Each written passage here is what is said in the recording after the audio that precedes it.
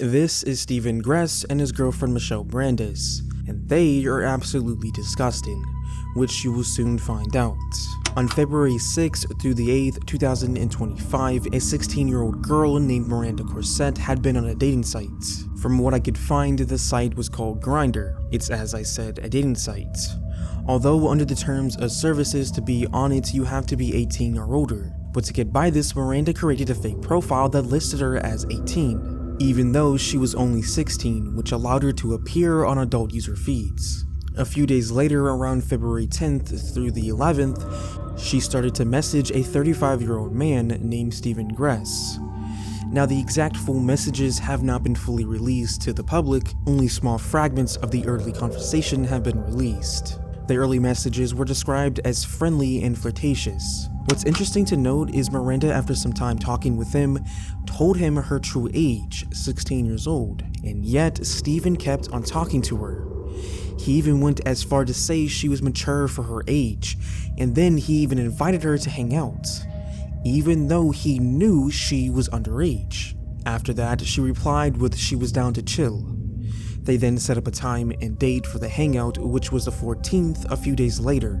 After that, Stephen then sent Miranda his address, and Miranda must have sent him her address as well. And then they continued chatting for another day or so, finalizing when she'd come over. 3 days later, on the 14th, Miranda had gotten home from school and told her parents she was going to hang out with some friends, which her parents said okay since they thought she was going to hang out with friends from school. But that would not be the case, as when Miranda left, she got into the car of Stephen Gress. They then drove to his house in St. Petersburg, which is about 8 to 9 minutes from her house, which was in Gulfport. By the way, this is in Florida. He and she then walked into the house, and this would be the last time anyone saw her, so she would never leave that house, at least alive. From February 15th through the 23rd, her parents would text her and call her. Sometimes the messages showed up as delivered, but she didn't reply. They thought she might be staying with a friend or upset and wanting space. When she didn't reply after the few days of calling and texting, the mother started to call the parents of the kids Miranda usually hangs out with. But the parents said they haven't seen her there, and that's when on February 24th, the mother finally realized that something was wrong, so she filed a missing person report. She would tell the police everything she could, that Miranda had said she was going to hang out with friends on the 14th, but she never came home. The police then asked her, well, why didn't you call sooner? Her response was she had been texting and calling for several days, but the messages kept showing up as delivered, which made her think Miranda was ignoring her rather than missing, as technically she had done this in the past. But it was only after the phone stopped responding completely and none of her friends had actually seen her did she realize something was wrong. The responding officer noted the delay in the initial report, a 10-day gap, but recorded there was no signs of parental neglect or intent to withhold any information. The case was immediately classified as a missing/endangered juvenile, and detectives were assigned that same evening. The only real clue they had was her phone, so detectives subpoenaed Miranda's phone records and social media data. They found out that the last signal from Miranda's phone was in the 34th Street South area of St. Petersburg. They also pulled her Google account location history and found that her phone had traveled a route consistent with someone being driven from Gulfport to St. Petersburg on February 14th, then never leaving that area again, which further supported her being in the St. Petersburg area. Along with Snapchat, Instagram, and the dating app, detectives also sent emergency preservation orders to Google, Apple's iCloud, and the phone carrier. This ensured no data could be deleted while warrants were pending. The dating app's compliance team responded first, sending a metadata packet that contained the account creation timestamp, which was early February 2025, the registered username and email address, which investigators later confirmed were linked to Miranda's real Gmail account. It also contained message logs and IP addresses showing every session she had while talking to the user Stephen G. Now, those IP addresses trace back to a residential Spectrum internet account registered to Stephen Gress, who lived, like I said before, in St. Petersburg, Florida. The app also included a short content preview of the first few messages. Detectives compared the timestamp of the last message with Miranda's Google Maps location history. It matched perfectly with the moment her phone began traveling towards St. Petersburg on February 14th. That discovery gave detectives enough probable cause to request a warrant for the residence connected to that IP address. Once the warrant was signed on February 26th, a search team was assembled. But before they went to the house, investigators canvassed the surrounding blocks, speaking with nearby residents and pulling surveillance footage from local businesses. By cross-referencing those videos with phone tower data, they traced vehicle movements consistent with Gress's car on February 14th and the following morning. These combined results provided the foundation for the next stage of the case. They allowed detectives to reconstruct the timeline of events and confirm that Miranda's phone activity and Gress's location data overlapped precisely within that small area of St. Petersburg. After gaining all the evidence they needed, the police showed up to Steven's house. They surrounded the property just before dawn, setting up a perimeter so no one could leave. Detectives approached the front door, knocked loudly, and announced that they had a search warrant. Inside was Steven Gress and his girlfriend Michelle Brandes. Both were escorted outside while the officers secured every room. When detectives entered the house, they began their search with body cameras recording and crime scene technicians documenting every inch of the property. What they saw inside immediately stood out. The home appeared recently clean, but certain areas still showed signs that something serious had happened. Technicians noted streaks and faint stains that reacted under forensic light. Those samples were collected, swabbed, and sealed for testing. On the counters and in the garage, officers found bottles of bleach, heavy-duty trash bags, and rolls of plastic wrap stacked near a mop that still smelled of disinfectant.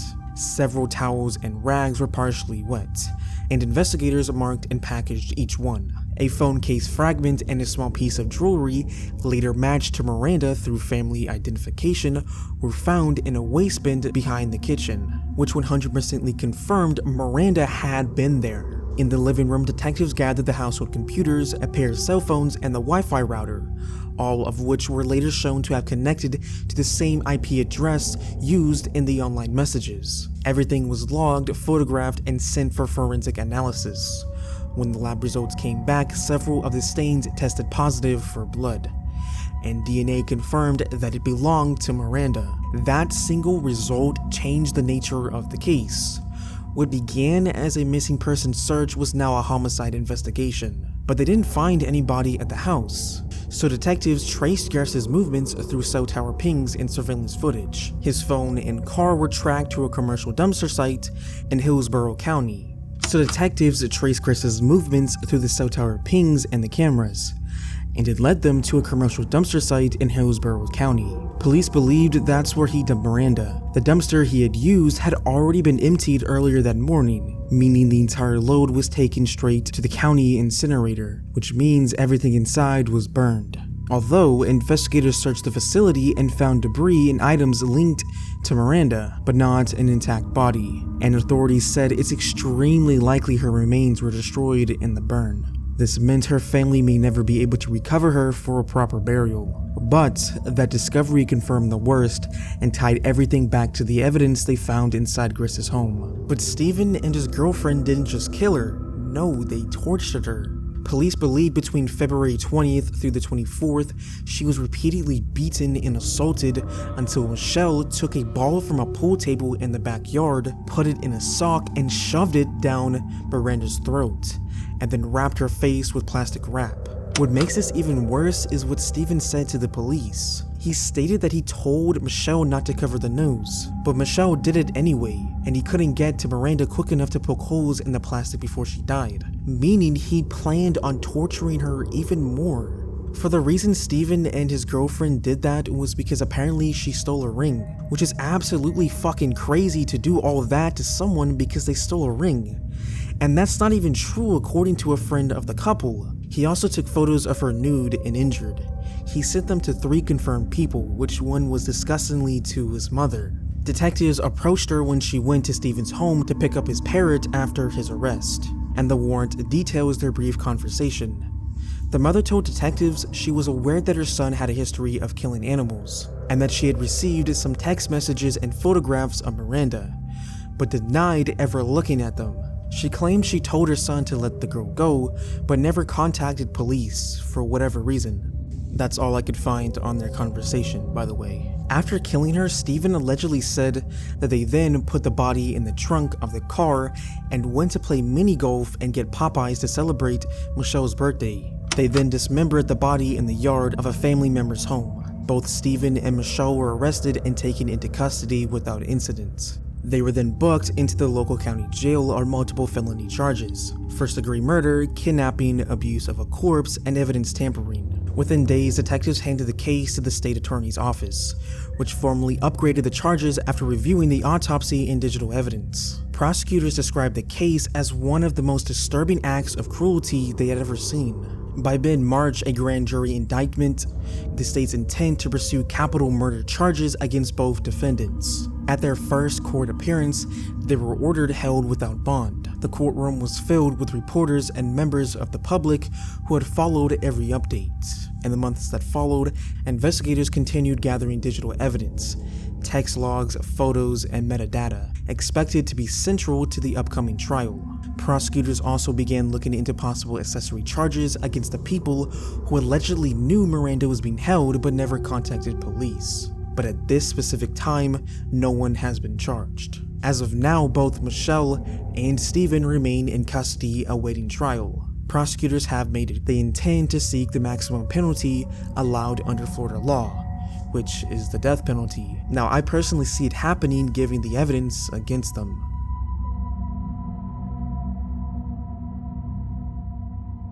The police got a phone call from a woman named Heather Jones.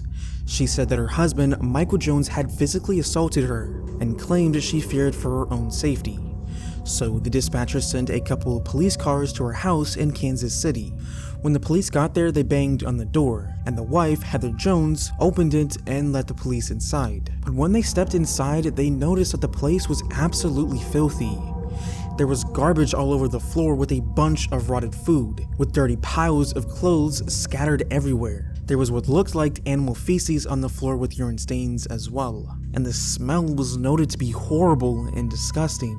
Also, what was weird was there was cameras literally everywhere, which struck the officers as odd. What they also noticed was kids. There was 5 of them, and they all looked terrified and very malnourished. It was like they were scared to make any noises, which is weird because in most domestic violence calls, kids cry, cling to the safer parent, or talk a lot out of fear, but they weren't, which off-put the officers. But they performed their duties as normal, separating the two and taking their statements. Heather said Michael had assaulted her and she was scared of him, and that things had been bad for a while. After that, the officers then went to speak with Michael, but he wouldn't answer any simple questions. He kept dodging eye contact, changing his story multiple times, and according to the officers, acted irritated.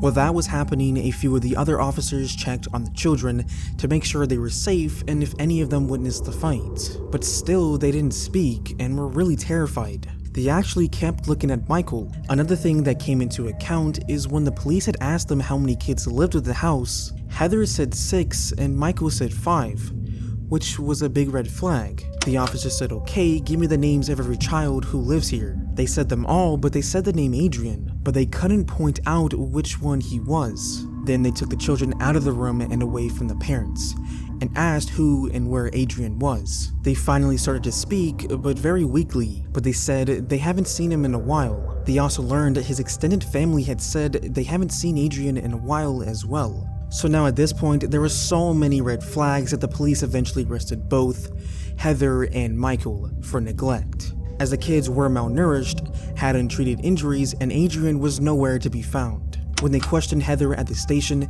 she broke down saying that Michael killed Adrian and said she had no part in it. She tried to get him to stop, but he would beat her. When investigators asked where the body was, she told that Michael took his body out back near the pig pen, as they had one in their backyard. So investigators stepped out the room, regrouped with the officers on scene, and told them they needed to secure the entire backyard immediately, including the barn area and the livestock pen. When detectives walked toward the back of the property, the first thing that hit them was the smell. A mix of mud, waste, and decay. And even though farms can smell bad on a normal day, this was different. It was heavier and sharper. They walked past old fencing, broken tools, and piles of debris. Then they eventually reached the pig pen. It looked like it hadn't been properly cleaned in a long time, with dirt, mud, and waste all mixed together. The pigs were pacing around, and the ground near the edges looked like it had been disturbed recently, uneven, churned up, as if someone had been digging or burying something. One detective stepped closer and something pale caught his eye near the edge of the pen. At first, he thought it was just a piece of plastic or a stick, but when he bent down and brushed away some dirt, he immediately froze.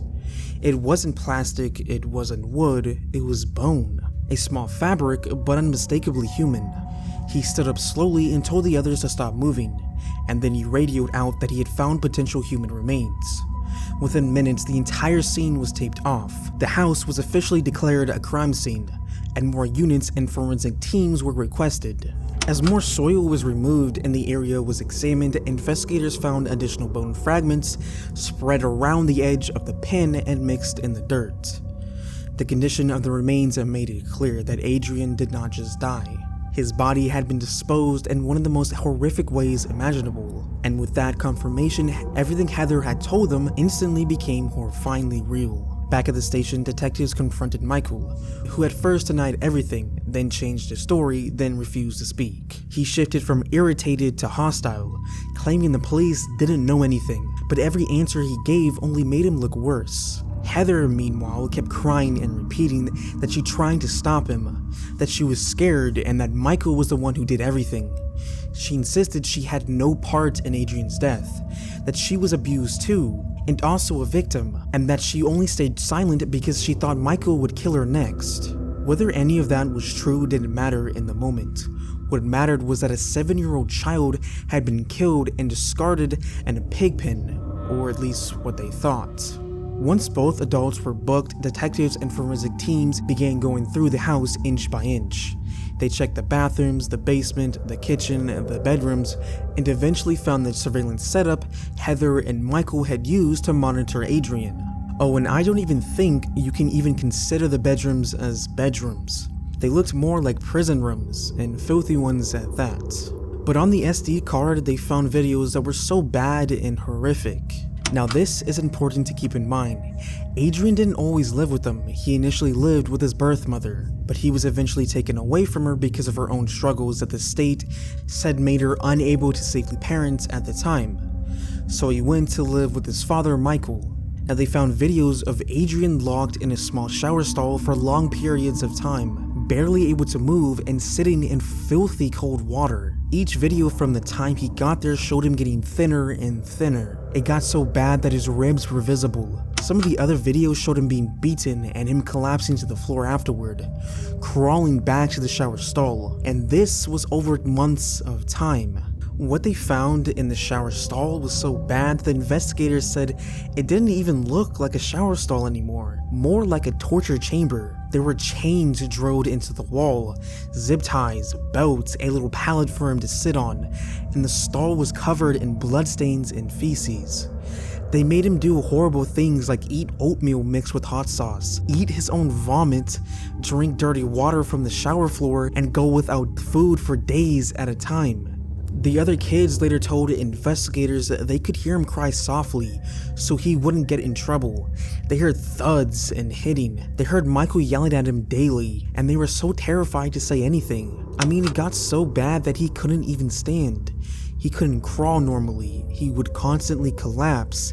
He had tremors and his legs were too weak to support him. Michael even had to drag him out of the bathroom by the arms and legs. Now, it was also found out that it wasn't just Michael doing this. No, it was also Heather, because when investigators searched their phones and their messages to each other, it was confirmed Heather was in on it. Heather would send messages to Michael saying, quote, "He is literally fading. He's so weak. Don't feed him. Make him do it again." She also sent photos to him of his injuries and photos of him being restrained.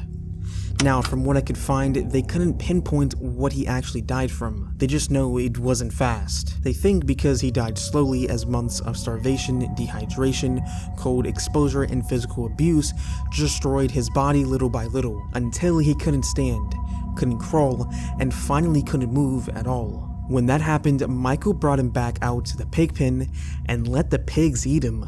They know the pigs ate his body as the bones recovered showed signs of animal activity. Now, if this hasn't pissed you off yet, this will. Multiple people, family members, teachers, state workers, and even Heather and Michael themselves contacted child abuse hotlines in state agencies. His teachers talked about his bruises. His grandmother, biological mother, and other family members repeatedly contacted multiple agencies as well.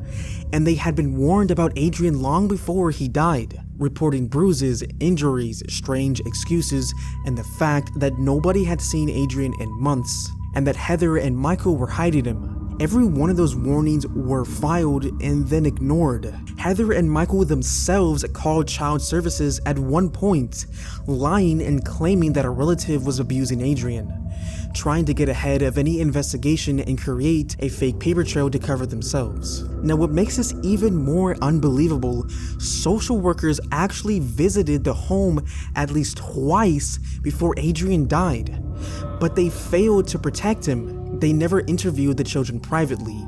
They accepted the parents' excuses without verifying anything. They didn't check the downstairs bathroom where Adrian was being kept, and didn't push further even when a worker noted he looked thin and small for his age. Instead of escalating the case, they just closed it. Even Michael's probation officer had filed concerns earlier, reporting domestic violence, an unsafe home, and possible child abuse, and still nothing happened. After this, both Heather and Michael Jones were eventually charged, and the evidence was so overwhelming that they pled guilty rather than faced a trial. They were both sentenced to life in prison. Now, because of how bad the system had treated Adrian, his biological mother, his grandmother, and his older sister filed a major lawsuit in 2017 after learning how badly the system had failed him. They sued the state of Kansas, the Kansas Department for Children and Families, and several individual social workers who had handled Adrian's case. The lawsuit argued that Kansas repeatedly ignored warning signs, including bruises documented by schools, hotline calls from family, early welfare checks showing injuries, and the fact that nobody had seen Adrian in months. Yet the state still closed case after case and never once confirmed he was actually safe. The family claimed these workers had a legal duty to protect Adrian and remove him from the home, and their failure directly led to his death. After years of court battles, Kansas eventually agreed to a $1 million settlement, essentially acknowledging that the state had ignored obvious signs of abuse and allowed Adrian to remain in the home where he was tortured and killed. And now, folks, it's time to say goodnight. We sincerely appreciate your patronage and hope we've succeeded in bringing you an enjoyable evening of entertainment. Please drive home carefully and come back again soon. Good night.